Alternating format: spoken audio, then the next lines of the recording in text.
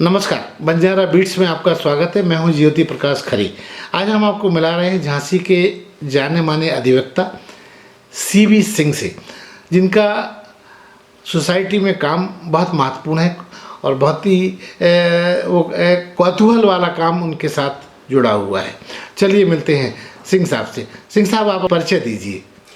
मैं जिला जालौर में एक छोटा सा गांव है, ग्राम काबिलपुरा, वहाँ का रहने वाला हूँ और हमारी प्रारंभिक शिक्षा 5वीं तक वहीं हुई।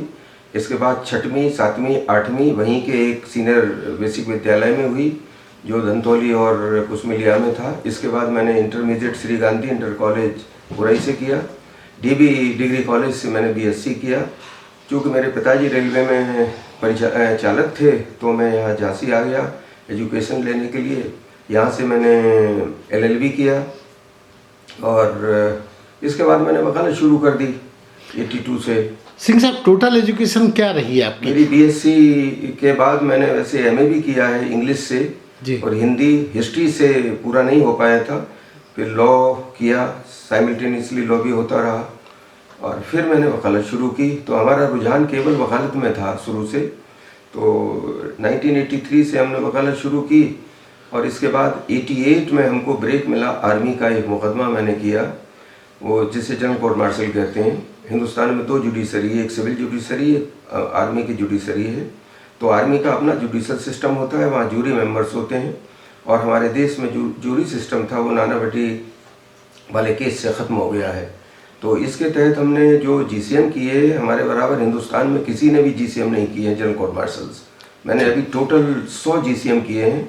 अभी हालिया में मैं सिगर में था अरुणाचल प्रदेश में, वहाँ 100वां कोर्ट मार्शल करके आया।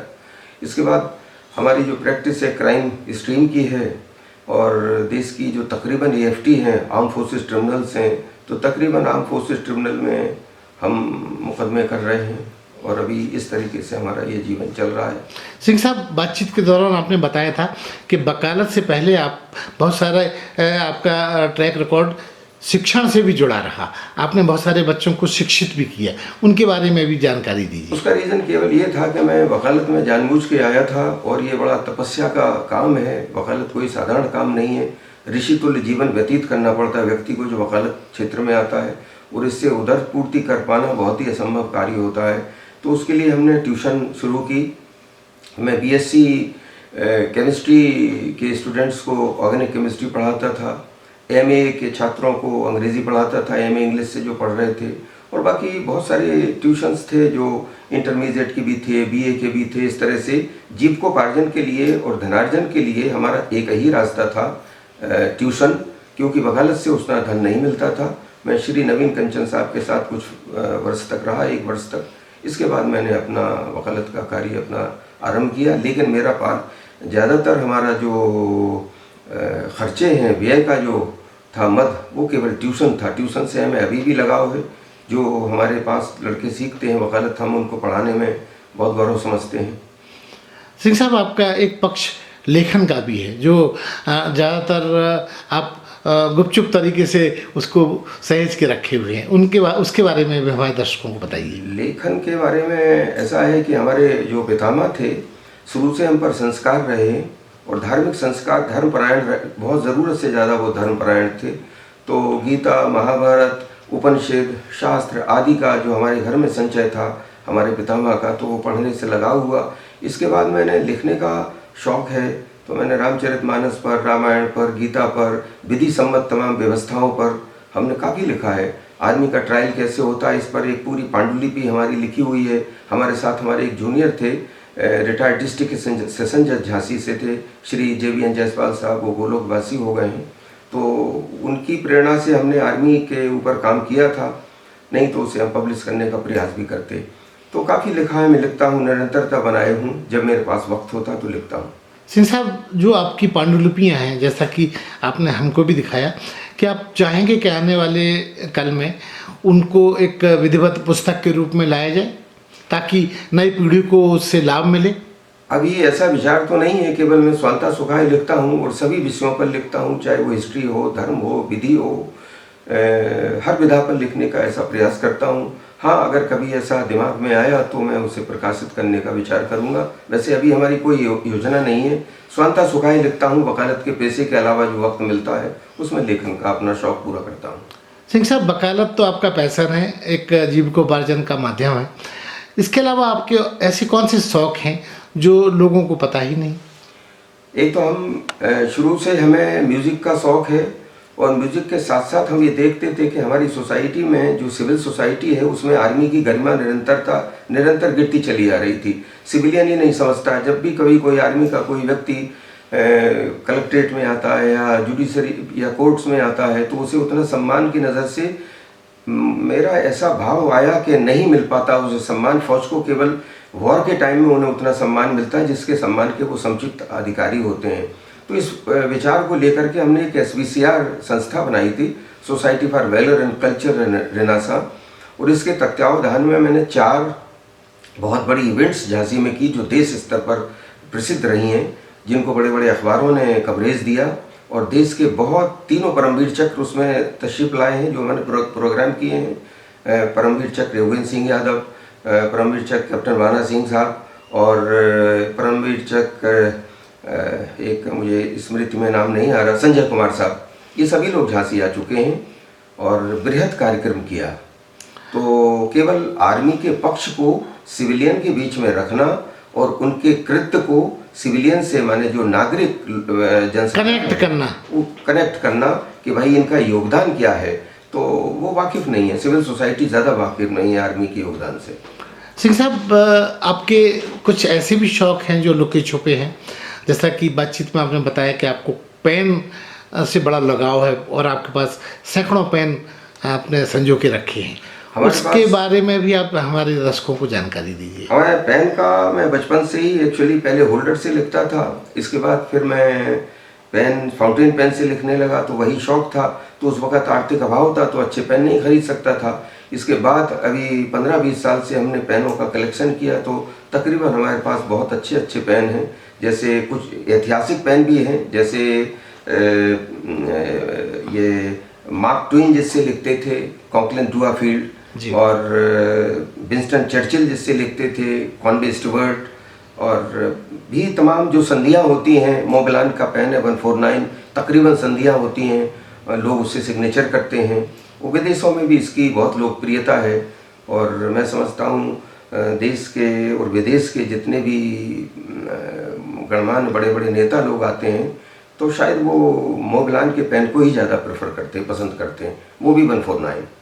सिंह साहब, आपका एक और शौक़ है, मैं आपको स्मरण करा रहा हूँ कि आपको घड़ियों का भी बड़ा शौक़ है, और बातचीत में आपने बताया कि आप हाथ की घड़ी का इस्तेमाल नहीं करते हैं बल्कि पॉकेट की घड़ी का ही इस्तेमाल करते हैं। घड़ियाँ तो हमारे एक्चुअली जितनी भी हमारे बेटे की हैं वो उसको पहनता है, और मैं तकरीबन मुझे पॉकेट वॉच का शौक़ था, तो फिर मैंने अभी कुछ पॉकेट वॉच खरीदी हैं, और पॉकेट वॉच ही मुझे अच्छी लगती हैं पहनने को। जी सिंह साहब, जैसा कि आपने इतने बड़े बड़े इवेंट्स किए, तो आपको सोसाइटी ने कहाँ सम्मानित किया, किस तरह के सम्मानों से आप नवाजे गए? देखिए, मैं अगर हमारा जीवन का अगर भाव देख लें तो गीता का एक श्लोक है 12वें अध्याय का, समा शत्रु च मित्रे च तथा मान अपमान्योहा शीतोष्ण सुख दुखेषु समा संग विवर्जिता।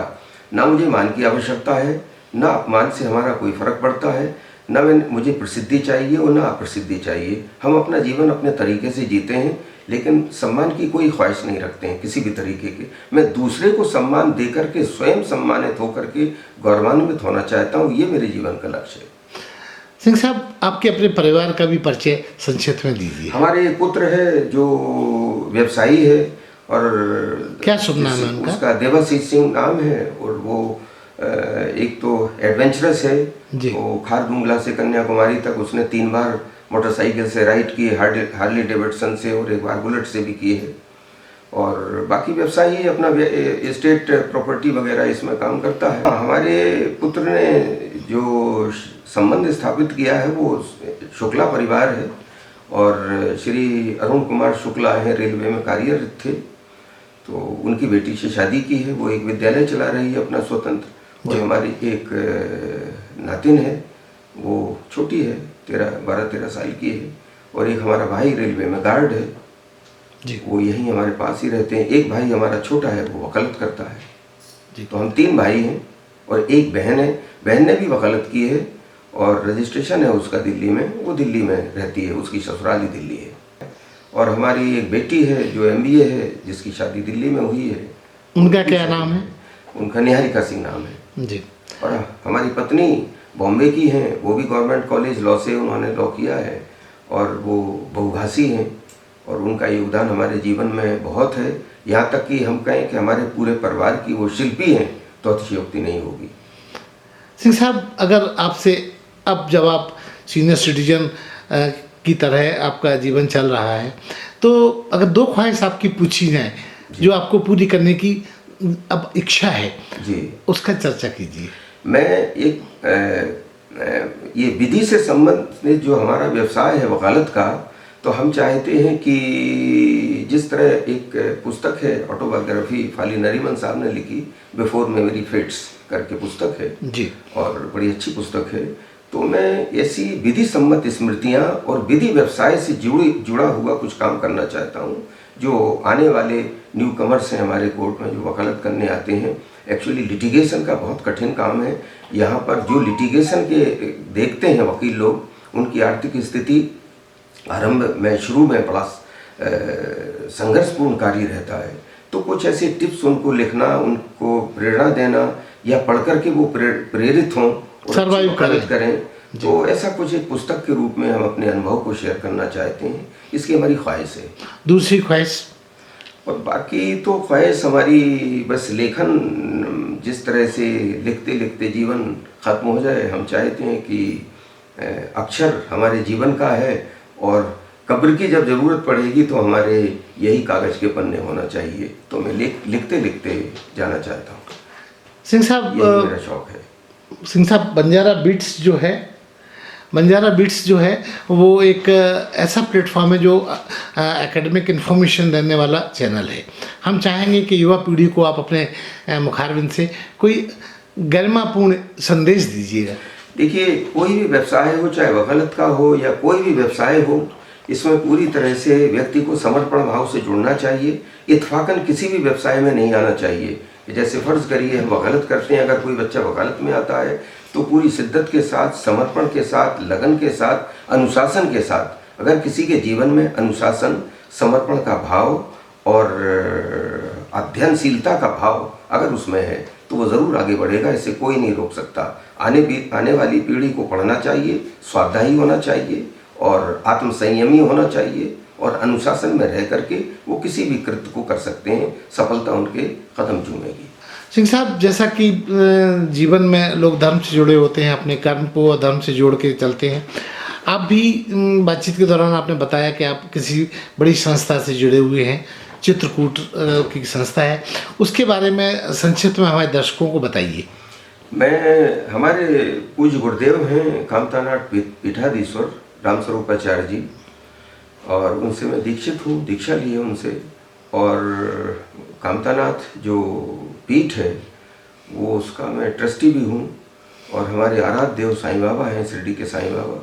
तो हमारे गुरुदेव की हमेशा प्रेरणा रहती है। तो उन्हीं की प्रेरणा से मैं तुलसीदास का जो ग्रंथ है विनय पत्रिका, उसको मैं भाष्य लिख रहा हूँ, टीका लिख रहा हूँ आदि, उस पर अपना काम कर रहा हूँ। विनय पत्रिका शोधपरक काम कर रहे हैं आप? उसे शोधपरक तो नहीं कह सकते, लेकिन हट करके है। ऐसी ना तो किसी ने कभी व्याख्या की होगी और मेरी समझ में मैंने बहुत पढ़ा है विनय पत्रिका को, तमाम राइटर्स ने लिखा है, लेकिन मैं अपना स्वांता सुखाए अपने हिसाब से गुरुदेव की प्रेरणा से उसको मूर्त रूप दे रहा हूँ।